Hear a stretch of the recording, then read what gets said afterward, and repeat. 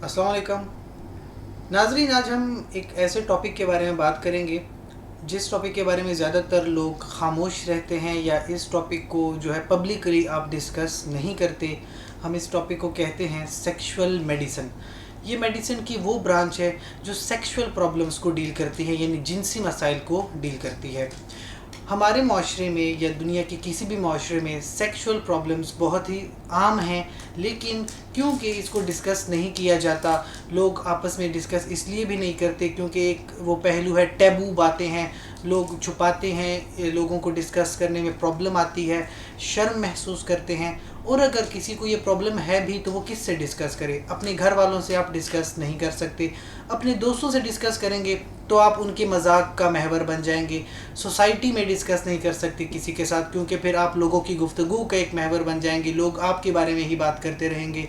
इस वजह से बहुत सारी प्रॉब्लम्स उन लोगों को उठाना पड़ती हैं जिनको सेक्सुअल प्रॉब्लम्स होती हैं। लिहाजा आज हम इस वीडियो में आपके साथ इन सेक्सुअल प्रॉब्लम्स को डिस्कस करेंगे और मेडिकली या प्रोफेशनली हम देखेंगे कि ये प्रॉब्लम्स क्या हैं और क्या इनका कोई इलाज है या नहीं है। सबसे पहले तो मैं आपको बताऊं कि सेक्सुअल मेडिसिन है क्या।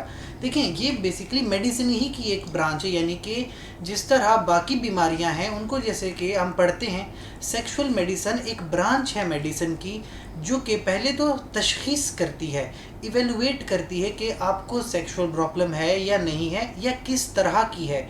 उसके बाद फिर आपका ट्रीटमेंट बताती है कि अगर आपको कोई सेक्सुअल प्रॉब्लम है या कोई इस तरह का डिसऑर्डर है तो उसको किस तरह से ट्रीट किया जाता है।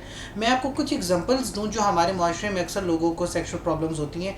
एक तो हाइपोगोनेडिज्म है, मर्दों में और ख़वातीन में दोनों में। हाइपोगोनेडिज्म क्या है? जो आपके पास गोनेड्स हैं, जैसे ख़वातीन में ओवरीज होती हैं, मर्दों में टेस्टिस होते हैं और इनके अंदर जो है सेक्सुअल हार्मोन्स होते हैं, उनकी हाइपोगोनेडिज्म हो जाना, यानी कि हार्मोन्स की प्रोडक्शन में कमी आ जाना, जिसकी वजह से जिनसी मसाइल पैदा होते हैं। इसके अलावा मर्दों में प्रॉब्लम होती है इरेक्टाइल डिसफंक्शन की, इसके अलावा प्रोस्टेट कैंसर होता है। तो ये डिफरेंट तरह के सेक्सुअल प्रॉब्लम्स हैं और मेडिकली बहुत सारे लोग इनको फेस करते हैं, लेकिन इनको रिपोर्ट कम किया जाता है या लोग छुपाते हैं, ऐसी बातें नहीं डिस्कस करते।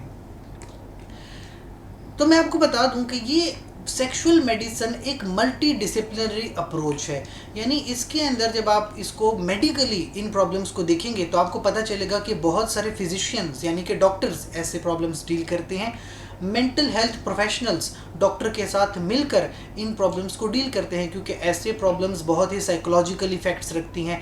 जिन लोगों को सेक्सुअल प्रॉब्लम्स होती हैं उनको साथ साथ साइकोलॉजिकल प्रॉब्लम्स हो जाती हैं। तो मेंटल हेल्थ प्रोफेशनल्स होते हैं पेशेंट को कन्विंस करते हैं कि वो ऐसी प्रॉब्लम्स को बहुत ही मेडिकली प्रोफेशनली देखें।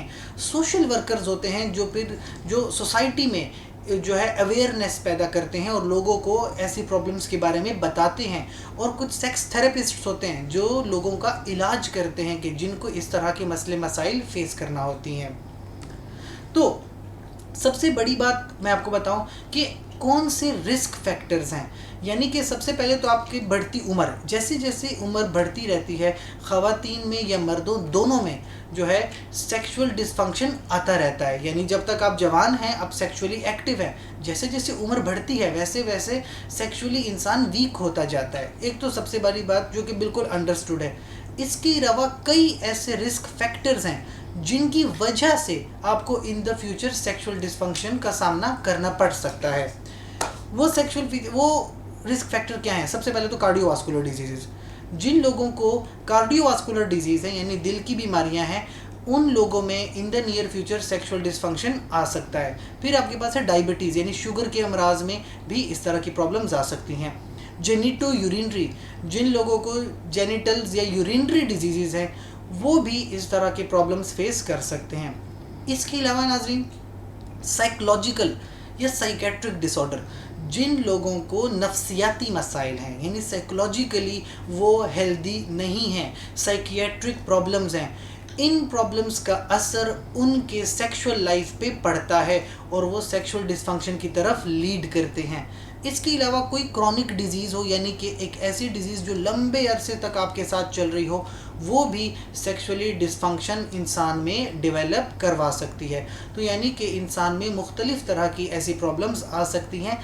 लेकिन हमारे माशरे का सबसे बड़ा मसला, चाहे मर्दों में हो चाहे ख़वातीन में हो, कि वो ऐसे मसले मसाइल को डिस्कस नहीं करते, छुपाते हैं, जिनकी वजह से उनको बहुत सारे मसाइल मज़ीद बढ़ जाते हैं। देखें, सेक्सुअल डिसफंक्शन की अगर हम बात करें, सबसे पहले तो ये जो प्रॉब्लम्स है इंसान की ज़िंदगी के साथ कंटिन्यूस हैं, यानी जैसे जैसे इंसान की ज़िंदगी कंटिन्यू चल रही है उसको इस तरह के मसले मसाइल फेस करना पड़ते हैं। इसके अलावा जिन लोगों को सेक्सुअल डिसफंक्शन हो जाता है उनके स्ट्रेस में मज़ीद इजाफा हो जाता है, यानी कि वो स्ट्रेस लेना शुरू कर देते हैं इन प्रॉब्लम्स की वजह से। अब वो किसी के साथ डिस्कस तो कर नहीं सकते, क्योंकि वो डिस्कस नहीं कर सकते तो वो स्ट्रेस लेते हैं, और जितना ज़्यादा वो स्ट्रेस लेते हैं उतना ज़्यादा उनको सेक्सुअल डिसफंक्शन बढ़ता है, और जितना सेक्सुअल डिसफंक्शन बढ़ेगा उतना ज़्यादा वो स्ट्रेस लेंगे। इसका नुकसान क्या होगा? इसका असर आपकी पर्सनल लाइफ पे, आपके पर्सनल रिलेशनशिप्स पे बहुत बुरा असर पड़ता है। एक तो इंसान खुद से बहुत सारी साइकोलॉजिकल बीमारियों का शिकार हो जाता है, फिर उसके बाद वो इस तरह की प्रॉब्लम्स, क्योंकि वो डिस्कस नहीं कर पाता, स्ट्रेस को ऐड करता रहता है, तो अज़दवाजी मसाइल, अपने लाइफ पार्टनर के साथ आपके बहुत सारे प्रॉब्लम्स आ जाती हैं, क्योंकि आप एक दूसरे के साथ ऐसे प्रॉब्लम्स डिस्कस नहीं कर सकते। तो बहुत सारे ऐसे फैक्टर्स हैं जो इन प्रॉब्लम्स को मज़ीद बढ़ा देते हैं। इसके अलावा ये प्रॉब्लम्स इंसान में आते कहाँ से हैं, किस तरह से एक इंसान में सेक्सुअली डिसफंक्शन डेवलप होती है? तो सबसे पहली बात तो ये कंजेनिटल भी हो सकते हैं, ये एक्वायर्ड भी हो सकते हैं। कंजेनिटल यानी कि पैदाइशी आप में ऐसी कोई प्रॉब्लम्स आई हैं जिसकी वजह से आगे जाके आप सेक्सुअल डिसफंक्शन हो जाते हैं। एक्वायर्ड इन्वायरमेंटल फैक्टर्स ऐसे हैं, एक तो इन्वायरमेंटल फैक्टर की वजह से स्ट्रेस बहुत ज़्यादा हो जाता है, वो एक फैक्टर है। इसके अलावा भी कई सारे इन्वायरमेंटल फैक्टर्स ऐसे हैं या इंसान की अपनी ऐसी हरकत होती हैं जिनकी वजह से उसको सेक्सुअली डिसफंक्शन का सामना करना पड़ता है। इसके साथ साथ कुछ ऐसी कंडीशंस जिन लोगों को सेक्सुअल डिसफंक्शन होता है। सबसे पहली बात तो जो सिंपल सी अंडरस्टैंडिंग है, एब्सेंट ऑफ सेक्सुअल ऑर्गन्स, यानी कि अगर किसी इंसान के सेक्सुअल ऑर्गन्स सिरे से डेवलप ही नहीं हुए, जब उसकी डेवलपमेंट हो रही थी उसके सेक्सुअल ऑर्गन्स डेवलप नहीं हुए, तो ऑब्वियसली बात है वो सेक्सुअली डिसफंक्शन होगा। फिर वो हर्माफ्रोडाइट एक ऐसी कंडीशन है जहाँ पे एक इंसान दोनों जेंडर्स, मेल और फीमेल दोनों जेंडर के सेक्सुअल ऑर्गन डेवलप कर लेता है, तो ऑब्वियसली वो भी इनफर्टाइल होता है, वो भी सेक्सुअली डिसफंक्शन होता है। फिर कुछ जेनेटिक मैलफॉर्मेशंस हैं, यानी कि जेनेटिक्स या जीन्स में इंसान की कुछ कमी होती है, कुछ डिसफंक्शन होता है, कुछ डिसऑर्डर, जिसकी वजह से इंसान सेक्सुअली एक्टिव नहीं होता।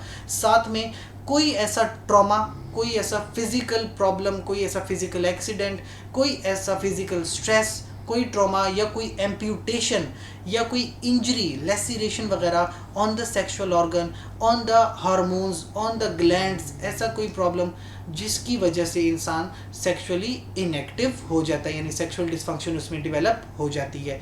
तो मुख्तलिफ तरह से, मुख्तलिफ वजूहात से इंसान सेक्सुअली डिसफंक्शन हो सकता है। ज़रूरी चीज़ यह है कि इस बात को आप अपने डॉक्टर से डिस्कस कीजिए, क्योंकि बहुत सारी ऐसी कंडीशंस हैं जो ट्रीटेबल हैं, उनका इलाज मुमकिन है, लेकिन जब तक आप अपने डॉक्टर से, अपने फिजिशियन से, अपने सेक्स थेरेपिस्ट से, साइकोलॉजिस्ट से ऐसी प्रॉब्लम डिस्कस नहीं करेंगे तो आपको पता ही नहीं चलेगा कि कौन से प्रॉब्लम्स डील हो सकते थे। इलाज मुमकिन था लेकिन आपने किसी से डिस्कस नहीं किया तो वो इलाज ना हो सका। मर्दों की बात करें तो एक बहुत ही कॉमन प्रॉब्लम है प्री मेच्योर इजैकुलेशन, यानी इजैकुलेशन का जो टाइमिंग का इशू है वो उसमें प्रॉब्लम आ जाती है। इसके अलावा डिलेड इजैकुलेशन, यहाँ पे भी टाइमिंग का इशू है डिलेड इजैकुलेशन में। फिर इरेक्टाइल डिसफंक्शन, इसके अलावा रेट्रोग्रेड इजैकुलेशन या एन इजैकुलेशन, यानी जो स्पर्म की प्रोडक्शन है वो बिल्कुल होती नहीं है, इजैकुलेट ही नहीं होता। तो मुख्तलिफ प्रॉब्लम्स हैं और ये ट्रीटेबल है। सबसे बड़ी बात ट्रीटेबल, यानी कि दे कैन बी ट्रीटेड, इनका इलाज मुमकिन है। ख़वातीन में देखा जाए वेजिनिस्मस एक प्रॉब्लम है, genito pelvic pain penetration disorder या vulvodynia, imperforate hymen, vaginal septum, vaginitis, endometriosis, फिर है atrophic vaginitis, vaginal yeast infection and pelvic floor dysfunction. तो मुख्तलिफ़ तरह की बीमारियां हैं जो सेक्सुअली डिसफंक्शन लाती हैं, लेकिन सबसे बड़ी बात, दे आर ट्रीटेबल। अगर आप प्रॉपर मेडिकल हेल्प लेंगे तो आपको ये मसले मसाइल सॉल्व हो जाएंगे, आपके मसले मसाइल। हमने बात की आज सेक्सुअल डिसफंक्शन की, और ये इस मेडिसिन के बारे में बात करना ज़रूरी था। इस वीडियो से जुड़ी और काफ़ी सारी वीडियोस हैं जो आपको मुख्तलिफ सेक्सुअल डिसफंक्शन के बारे में बताती हैं और आपके नॉलेज में इजाफा करेंगी, ताकि आपको इस जो स्पेसिफिक फील्ड है इसके बारे में पता चले और आप सोसाइटी में एक पॉजिटिव चेंज लेके आ सकें। बहुत सारे लोग जिनको ऐसे मसले मसाइल हैं उनकी आप हेल्प कर सकें।